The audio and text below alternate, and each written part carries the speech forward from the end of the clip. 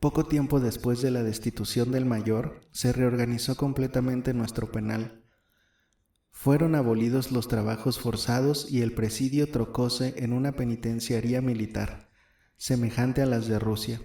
En lo sucesivo no se envió ningún penado de segunda categoría, puesto que sólo debía contener detenidos militares, esto es, personas que conservan sus derechos civiles.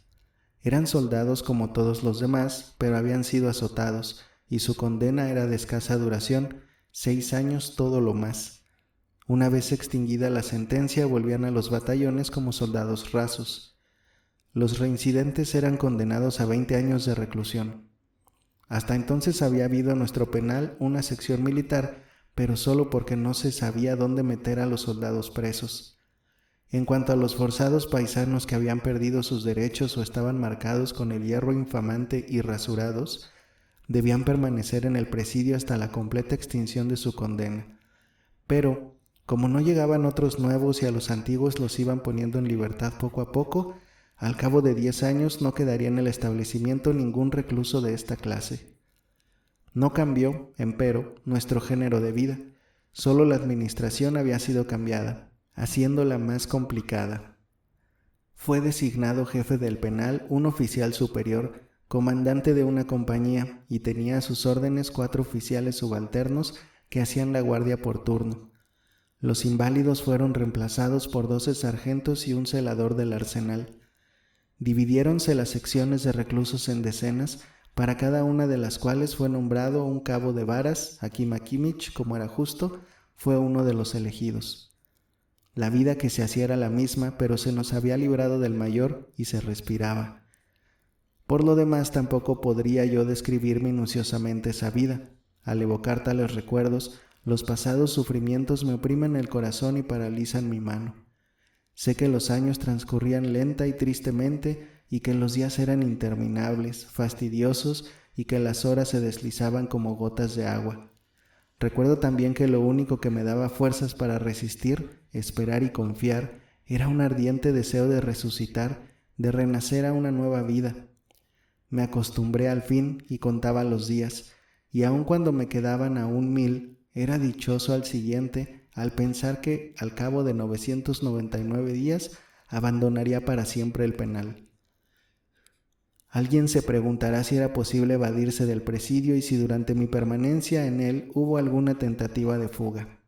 Ya he dicho en otro lugar que el recluso que lleva 3 años en un penal reflexiona que le tiene más cuenta extinguir sin tropiezo su condena y convertirse en colono una vez que haya recobrado su libertad. Mas los que hacen estos cálculos son los que han sido condenados por un tiempo relativamente corto, pero los que han sido sentenciados a muchos años no reparan en riesgos. Sin embargo, las tentativas de evasión son raras.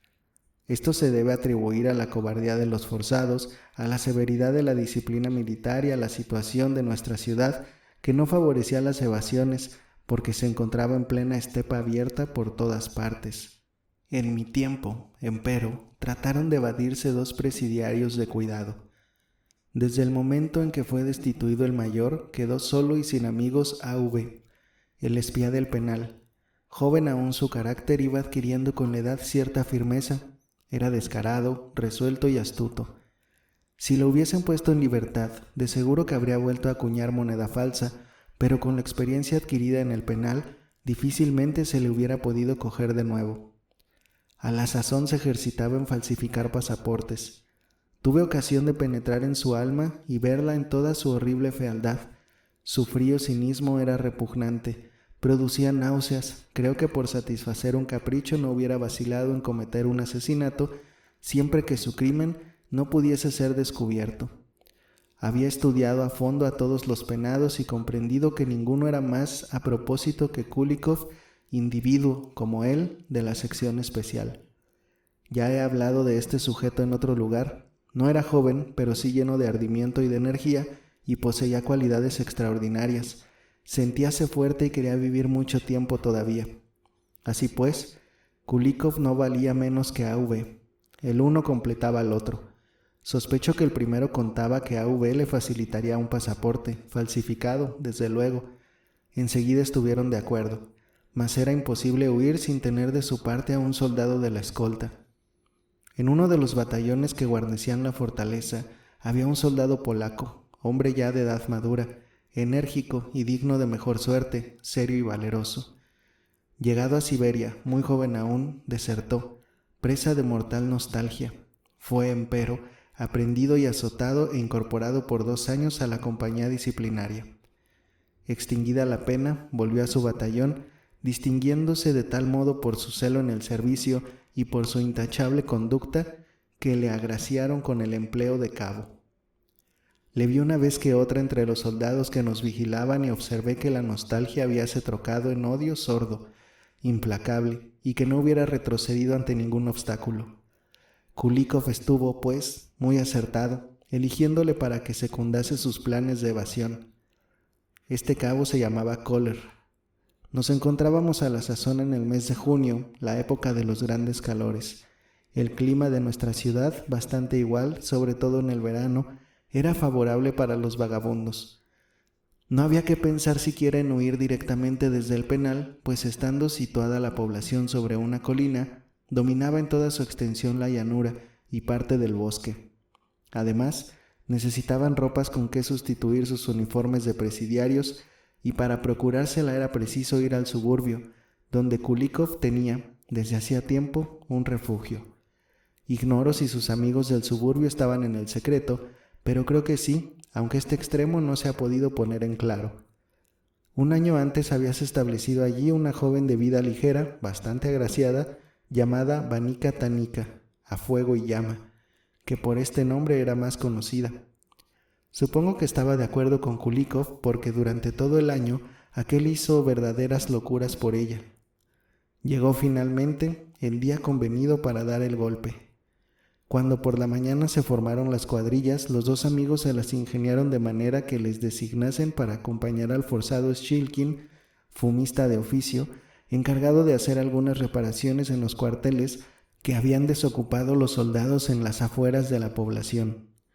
Koller, por su parte, consiguió ser designado para escoltarles, y como el reglamento disponía que cada 3 forzados debían ir acompañados de 2 soldados, le agregaron un joven recluta al que, en su calidad de cabo, debía imponer en el servicio de escolta.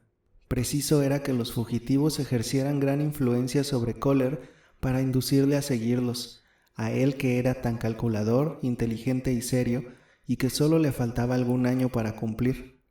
A las 6 de la mañana llegaron a los cuarteles. Estaban completamente solos. Después de 1 hora de trabajo, Kulikov y A.V. dijeron a Shilkin con la mayor tranquilidad del mundo que fuese al depósito por una herramienta que necesitaban. Como no estaba en el secreto, era preciso alejarlo. Kulikov, para despistarle, le dijo al oído que entre tanto ellos irían a la cantera para recoger el aguardiente que el día antes había ocultado uno de los proveedores. Shilkin cayó en el lazo y se quedó solo con el recluta, mientras Kulikov, A.V. y Koller se dirigían no a la cantera, sino a casa de fuego y llama. Transcurrió media hora sin que los ausentes dieran señales de vida. Shilkin se puso a reflexionar y de pronto una sospecha vehementísima cruzó por su mente, y atando cabos y recordando ciertos pormenores no dudó de que sus sospechas no eran infundadas. Sin poder contenerse un momento más, estuvo tentado de comunicar sus impresiones al soldado que le acompañaba. Shilkin comprendía toda la gravedad de su situación, pues podían considerarle como cómplice de los evadidos y su piel corría serios peligros. Todo retardo en dar conocimiento del hecho redundaba en perjuicio suyo. Así pues, so pretexto de que había de volver al penal para recoger del arsenal una herramienta del depósito, se hizo acompañar de su vigilante y en cuanto hubo llegado el cuerpo de guardia comunicó al sargento sus sospechas. Este se apresuró a dar la novedad al mayor, quien a su vez fue corriendo a poner el hecho en conocimiento del comandante. Eran ya las 9 de la mañana. 1/4 de hora después habíanse tomado todas las medidas necesarias para apresar a los fugitivos y se había dado parte del suceso al general gobernador. El miedo que se apoderó de todos los jefes y oficiales no es para ser descrito, pues se trataba de 2 individuos de la sección especial, o sea, de los que debían ser más estrechamente vigilados, hasta el punto de que cada uno de ellos había de ser escoltado por 2 soldados, y la responsabilidad que sobre los primeros pesaba era tremenda. Inmediatamente se enviaron correos a todas las cabezas de partido de la provincia y a las ciudades circunvecinas para advertir a las autoridades la evasión de 2 presidiarios y remitirles su filiación, y los cosacos salieron en persecución de los evadidos. La noticia corrió por el penal como reguero de pólvora, y huelga decir que a todos agradó y que se hacían votos porque los fugitivos se pusieran fuera del alcance de sus perseguidores. El corazón de todos los penados daba saltos de emoción. Una especie de esperanza, de audacia repentina, les agitaba, les parecía entrever la posibilidad de cambiar de suerte. Ellos se han fugado, ¿por qué no hemos de poder hacerlo nosotros? Todos asumieron un aire altanero y miraban desdeñosamente a los sargentos desde la cima de su grandeza. Como es de suponer, todos los oficiales acudieron prontamente al penal, y con ellos nuestro comandante. Los forzados le miraban con atrevimiento, desprecio y severa gravedad a la vez. «Por vida de Lucifer», murmuraban algunos, «cuando nos lo proponemos de veras salimos del paso a toda costa». Era de esperar una visita de todos los jefes, registros, interrogatorios, recuento, etc. Así sucedió, en efecto, pero nada se pudo poner en claro. Por la tarde nos acompañó al trabajo doble escolta, y por la noche los oficiales y sargentos iban a cada instante con objeto de sorprendernos. Se nos contó una vez más que de ordinario, y como por 2 veces se equivocaran, se produjo una nueva alarma y nos hicieron salir al patio para hacer mejor el recuento, operación que volvió a repetirse cuando entramos en nuestros pabellones respectivos. Era evidente que se sospechaba que los fugitivos contaban con cómplices dentro del penal, pero, aunque se extremó la vigilancia, se nos espiaba incesantemente y escuchaba nuestras conversaciones sin que de ello pudiéramos darnos cuenta. El resultado fue el que forzosamente debía ser: nulo. «No son tan necios para dejar aquí cómplices que pudieran denunciarlos», observaba uno. «El juego no se descubre cuando se trata de semejantes empresas», apoyaba otro. «Kulikov y A.V. son demasiado listos, se han portado como verdaderos maestros, no han dejado ni rastro, se han evaporado, como que son capaces de pasar a través de los barrotes de una reja como pájaros». En una palabra, la gloria de Kulikov y de A.V. había crecido de 100 codos. Todos estaban orgullosos de haberlos tenido de compañeros. Se preveía que su hazaña pasaría a la posteridad y que sobreviviría al penal. «Son unos valientes», exclamaba uno. Se decía que era imposible fugarse, sin embargo, ellos han tomado las de Villadiego, añadían los otros. «Sí», observaba un tercero, midiendo con los ojos a sus compañeros, «pero ¿hay aquí alguno que pueda hombrearse con los evadidos? ¿Quién de nosotros sería digno de atarles los cordones de los zapatos?»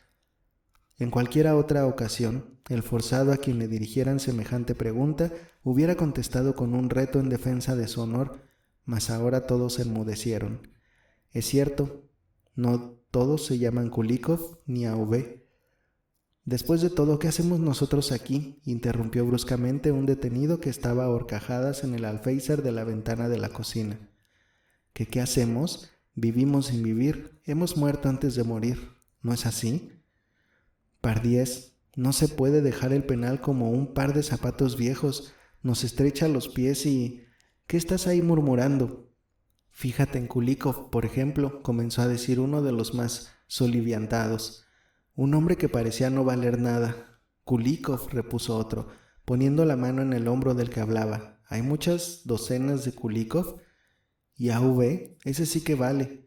Ah, ese se metería Kulikov en el bolsillo cuando le parezca. Buen punto está hecho. ¿Estarán ya muy lejos? ¿Cómo me gustaría saberlo?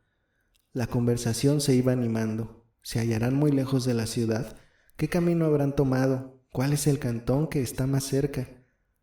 Como había forzados que conocían los alrededores del penal, eran escuchados con la mayor atención.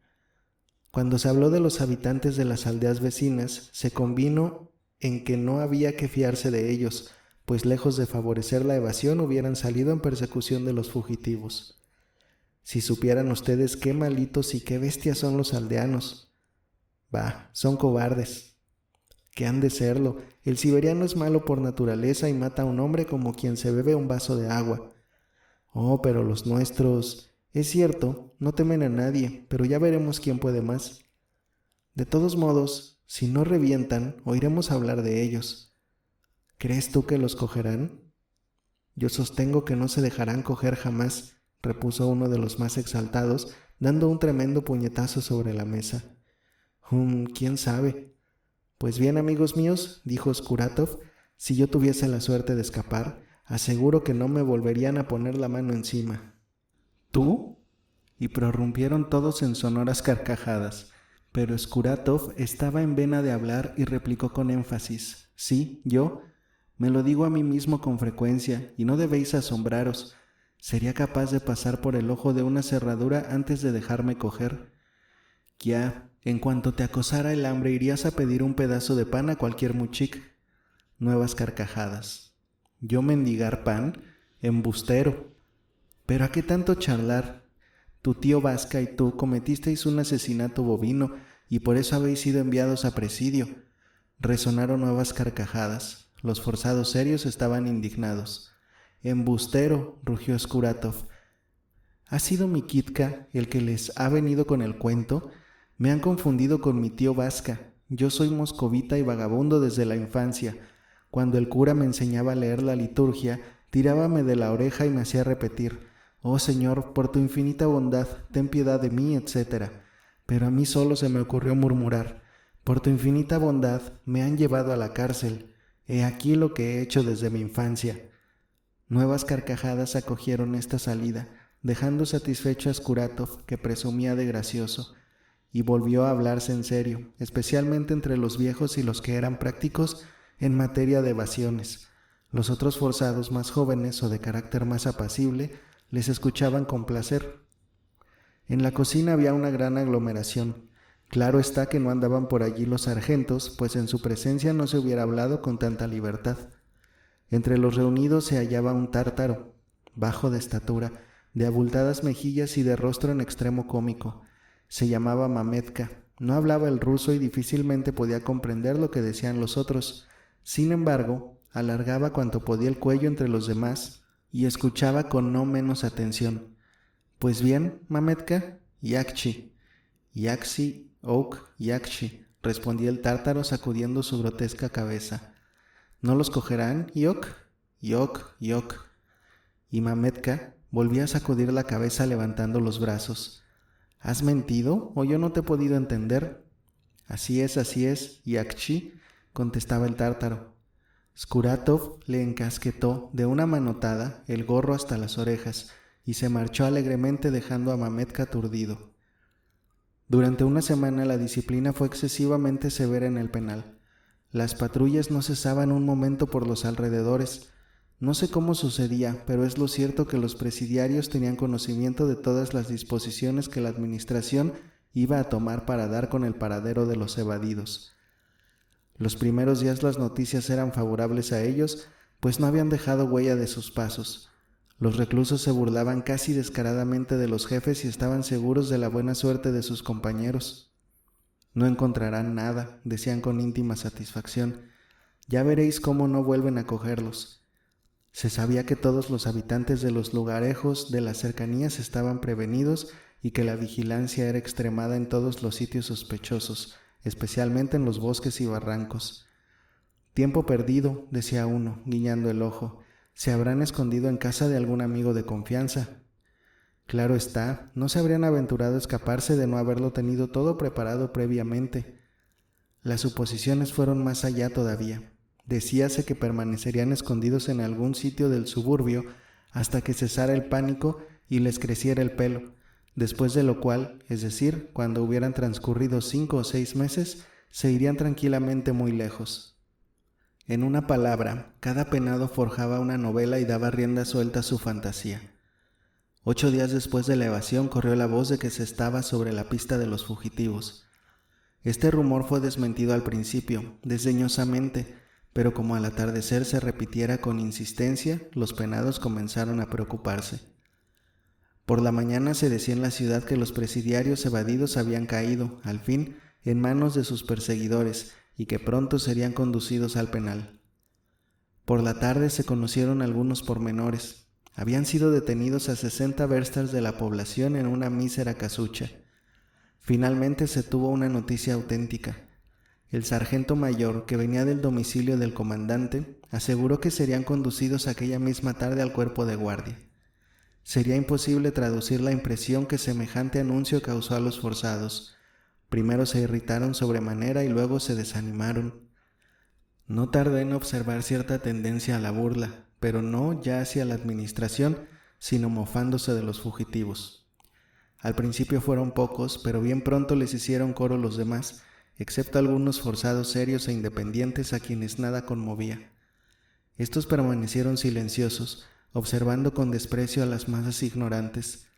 Las alabanzas prodigadas hasta entonces a Kulikov y a A.V. trocáronse en dicterios y se les denigraba con placer, como si dejándose prender hubieran cubierto de oprobio a sus compañeros.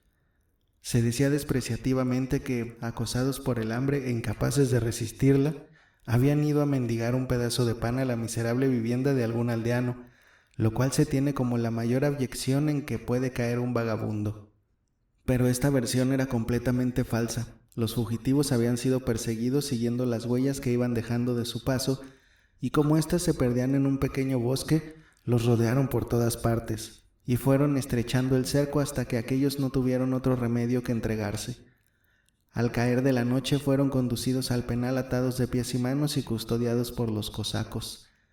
Todos los forzados apiñábanse junto a la cancela para verlos, pero los fugitivos solo repararon en los carruajes del mayor y del comandante que esperaban a la puerta del cuerpo de guardia. Inmediatamente fueron encerrados en un calabozo donde les remacharon las cadenas y al día siguiente comparecieron en juicio. Las burlas y vituperios de sus compañeros cesaron como por ensalmo en cuanto fueron conocidos todos los pormenores del arresto. Cuando se supo que habíanse visto obligados a rendirse porque estaban completamente cercados, todos se interesaron cordialmente por su suerte. Ah, decían, no escaparán con menos de 1000. Los azotarán hasta hacerles morir. A.V. recibirá probablemente los 1000 palos, pero el otro dejará la piel porque pertenece a la sección especial. Pero los penados se engañaron. A.V. fue condenado a recibir únicamente 500 varazos. Su conducta anterior fue considerada como una circunstancia atenuante y aquella era su primera falta. El castigo, pues, no fue muy severo. Como hombres de buen sentido no quisieron comprometer a nadie y declararon con firmeza que durante su fuga no habían entrado en ninguna casa. A quien yo compadecí especialmente era Kulikov. Había perdido su última esperanza y fue condenado a 2000 vergajazos. Al poco tiempo fue trasladado a otro penal. A.V. apenas fue castigado, gracias a la intervención de los médicos, pero en cuanto estuvo en el hospital empezó a echárselas de fanfarrón, diciendo que no retrocedería ante ningún obstáculo y que aún daría mucho que hablar de sí. Kulikov siguió tan reservado y grave como siempre. De vuelta en el penal, una vez recibido el castigo, parecía que nunca se había separado de nosotros. Pero sus compañeros no le tenían ya la consideración de antes. Aunque él no había cambiado en nada, le trataban como a un igual, como a un simple camarada. Desde el fracaso de su evasión, palideció sensiblemente la estrella de Kulikov. El éxito lo es todo en la vida.